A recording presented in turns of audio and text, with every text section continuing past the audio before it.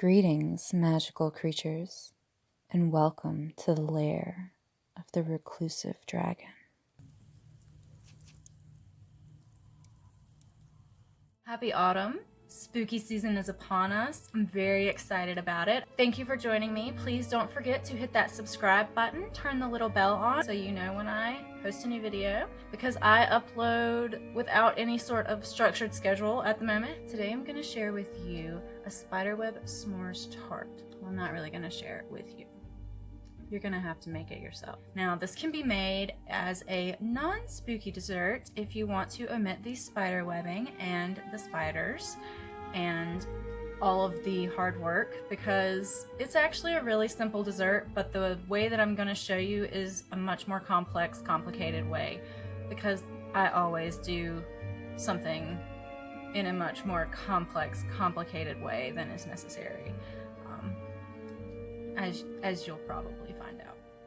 So, without further ado, let's get started.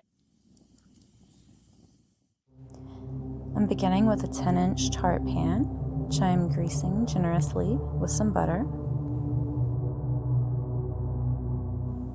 I'm combining 120 grams each of whole wheat flour and all-purpose flour, adding 2 grams each of coarse salt, ginger powder, 1 gram of cinnamon powder, a pinch of allspice, and some freshly grated nutmeg.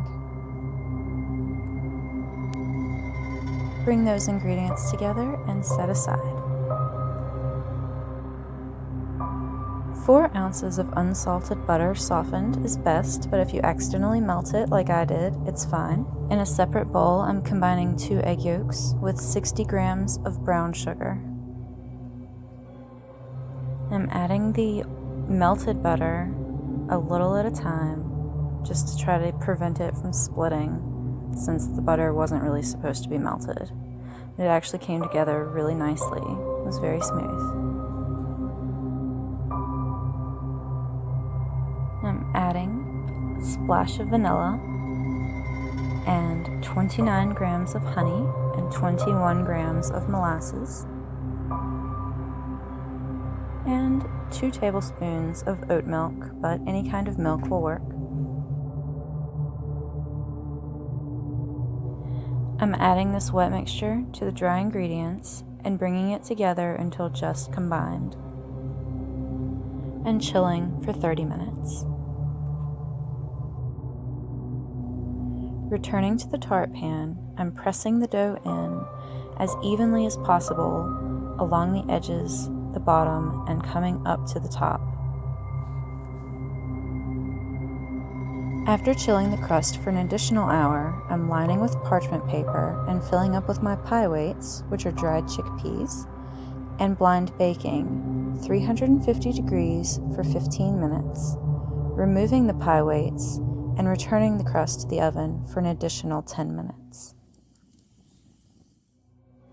To make the ganache, I'm combining 2 cups of 53% dark chocolate chips, and I'm heating 1 cup of heavy cream until it's steaming and pouring that over, letting it sit for 5 minutes, adding a pinch of salt before I begin to stir. If you're not a fan of dark chocolate and you want to use white chocolate or milk chocolate, you'll need to adjust the cream to chocolate ratio in order for it to set firmly. Either my chocolate chips were not small enough or my cream not hot enough, but I had to put this over a pot of hot water to help it melt the rest of the way. My crust is cooled and I'm ready to add the chocolate ganache. By the way, this crust was inspired by graham crackers, but was also inspired by gingerbread cookies, as I really wanted those warm spices to pair with the chocolate for a fall flavor.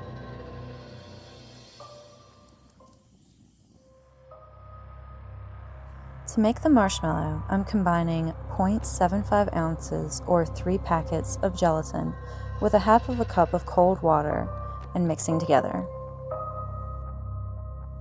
Allow to dissolve for 5 minutes while you bring together this mixture of 1/4 cup water, 2/3 cup corn syrup, and 2 cups of sugar, bringing together to boil and boiling for 1 solid minute without stirring before adding slowly to the gelatin mixture.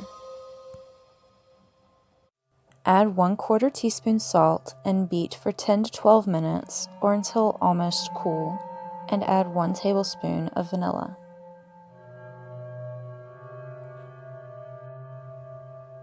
What I'm not going to be using today, I am adding to these containers with greased plastic.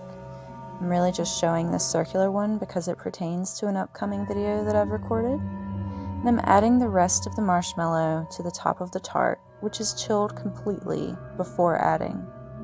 I don't have a lot of experience with marshmallow making, and so I will link the recipe that I'm using in the description box below.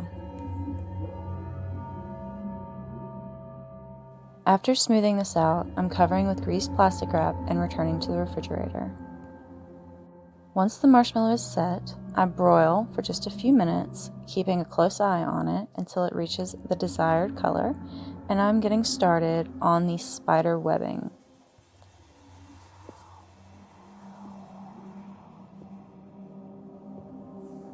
This is a technique that I've seen all over the internet. This is my first time attempting it, and let me say, it's very messy and very time consuming. I cut quite a bit of video out of this, but I did want to keep a fair amount because I think it's very interesting to watch. I found the webs worked best when the marshmallow was not super hot and I worked it a lot between my fingers to build up the stretch. After I had my first layer of spider web, I broiled it. Combining a bit of cocoa powder with a bit of peanut butter frosting, I shaped out little spiders, which I did not end up being very happy with, so these are not what you saw in the thumbnail. I placed them randomly on the tart, and I feel like I would have liked them better if I had put all of the legs coming out of the front segment of the body, but really I just thought that these looked kind of cartoonish.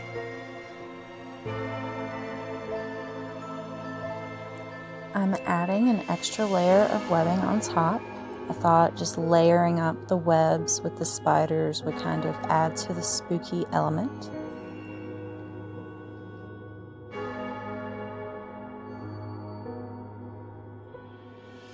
This is a very, very messy project, but I definitely recommend trying this technique out, even if it's just for fun.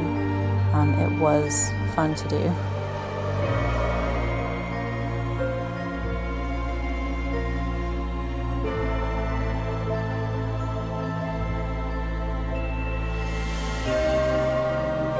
I love how mesmerizing it is to see the different directions and all the different planes in which the marshmallow will stretch and then how it breaks apart.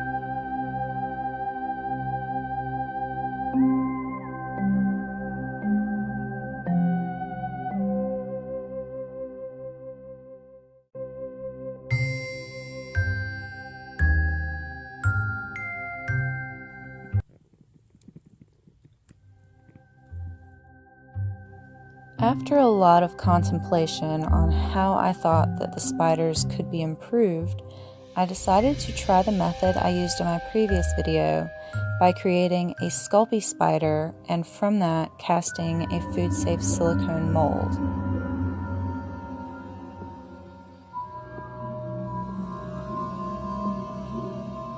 I mixed together some marshmallow and some cocoa powder, and melted that down and poured it into the mold, and then trimmed away the excess around the legs. I was never really satisfied with this and want to experiment further.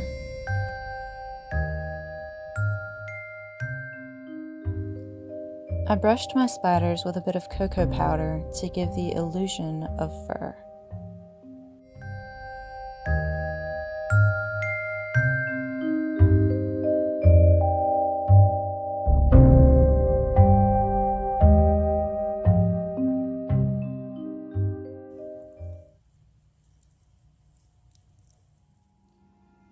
How I like to prepare this is I like to cut my piece and pop it in the oven under the broiler and broil it until just the top is melted or just the top is browned. But if you broil it for too long, or if the oven is not on broil and it's just heating up, you're gonna melt your chocolate and it's gonna be a messy disaster, a deliciously messy disaster, but it's probably not gonna be delicious because it's probably gonna burn to the bottom of your oven because it's probably gonna be a messy disaster.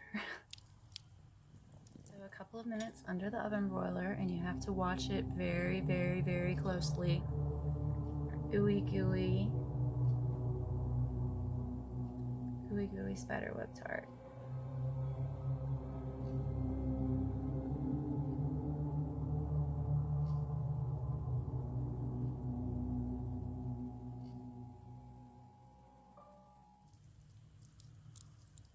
Got my coffee ready.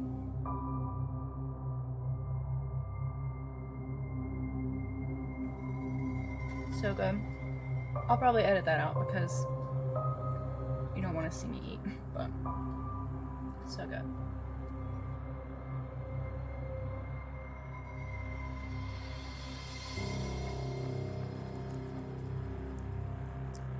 Delicious. Thank you for joining me on this spooky s'mores tart adventure.